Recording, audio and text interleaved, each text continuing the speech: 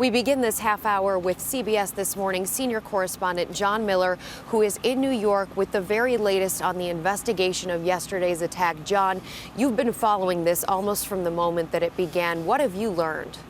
Well, what we're learning is investigators have more questions to answer than they have answers for them, and they're going down a path of trying to establish some critical things. Number one, they need a timeline and a pathway of what exactly occurred in that school, starting with how did the suspect get in. They have heard reports that he showed up at the door, identified himself, and was buzzed in. We have also heard reports that he shot out a window and either walked through the glass or opened the door there. In these things, it's very confusing because the police, when they made their immediate entry, they may have taken out that glass. So they really got to sort through the witnesses, the responders, and everything and find out what happened there. They also need to know what was the motive behind this. The answer may not resonate with us when we finally learn it, but part of the investigation is going to be to find out what drove it and how long the individual who carried this out, Adam Lanza, was involved in planning it. Did he give others warning? That is very typical in these cases where people send out warning signals that they're doing something like that, and they'll be looking for that. And then, of course, the trail of the guns. These guns were registered to his mother, but why were they purchased? Why those weapons? Why those types? How did he have or get access to them?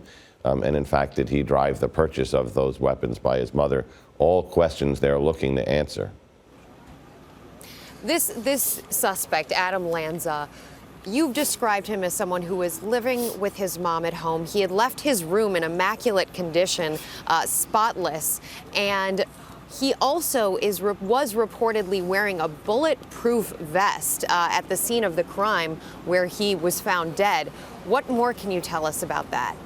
Well, investigators who did the search of the house yesterday, they had exigent circumstances. Number one, for public safety reasons, they had to get in there. But when they arrived, they saw that body, which turns out to be the body of Nancy Lanza, his mother.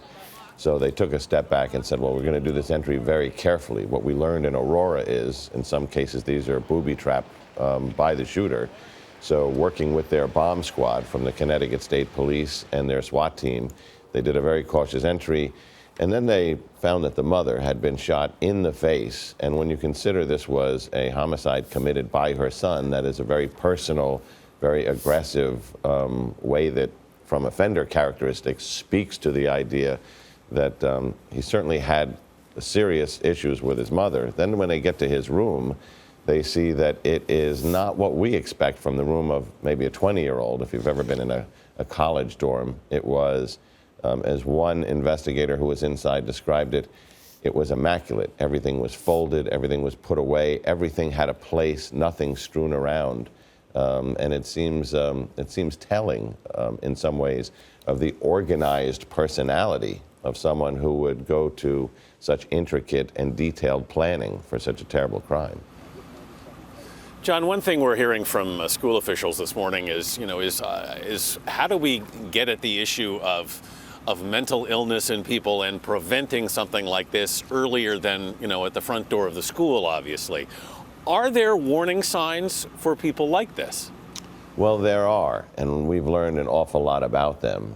There is, what we call pathway behavior, and I think when we talk to our former FBI profiler later, she'll discuss this, but that's when they start to take the actions that show they're going down the path of actually doing something. That may be obtaining the weapons, buying large amounts of ammunition, going to the sites and doing their walkthroughs to plan how they're gonna do it.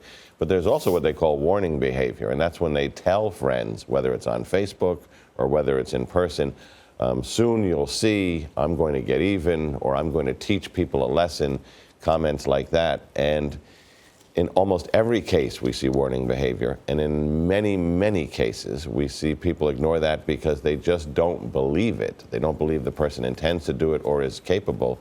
More and more often now, we're seeing where people are hearing that and have taken that lesson. We recently saw a case where a young man planned to shoot up a movie theater at a premiere of a vampire movie, and it was his own mother who said, he's bought these weapons, he's got this ammunition, and I think he's going to do something. And that was prevented